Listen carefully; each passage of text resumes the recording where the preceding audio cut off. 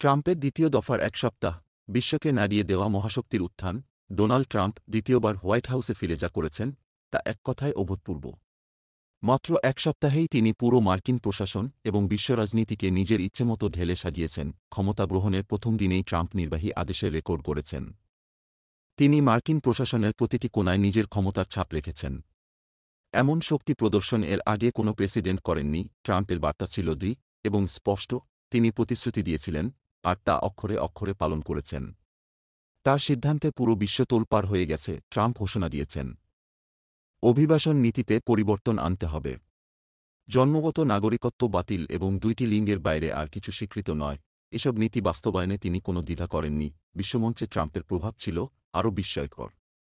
তিনি যুক্তরাষ্ট্রকে প্যারিস জলবায়ু চুক্তি এবং বিশ্ব স্বাস্থ্য সংস্থা থেকে সরিয়ে এনেছেন। এমনকি গ্রিনল্যান্ড এবং পানামার সার্বভৌমত্ব নিয়েও প্রশ্ন তুলেছেন।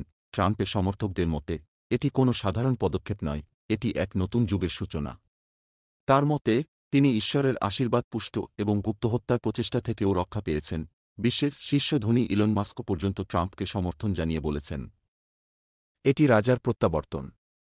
ট্রাম্প নিজেও জানিয়েছেন, তিনি শুধু নেতা নন, তিনি একজন বিশ্বপরিবর্তনকারী। এই এক সপ্তাহে হোয়াইট হাউসে শোনা গেছে, আমরা আবার ফিরে এসেছি এবং এবার পুরো শক্তি নিয়ে। ট্রাম্প প্রমাণ করেছেন, যা অন্য কেউ ১০০ দিনে করতে পারেনি, তিনি ১০০ ঘণ্টায় করেছেন।